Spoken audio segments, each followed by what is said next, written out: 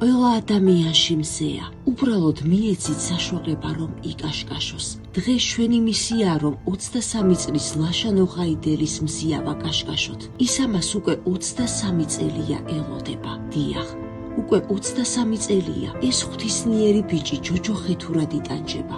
ლაშა ჯერ სულ რაღაც თვეების იყო, როდესაც გაირკვა, რომ თავის ტვინი ჰქონდა დასიანებული. ბიჭს არც სიარული შეეძლო და მეტყველებაც უჭირდა.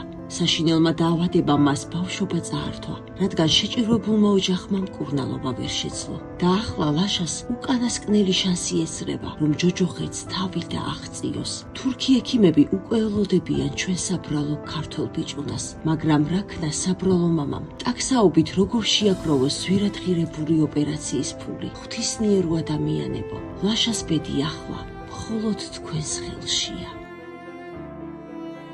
გადარიცხეთ ნებისმიერი თანხა ჩერნოვეცკის ფონდის ოფიციალური საიტის მეშვეობით.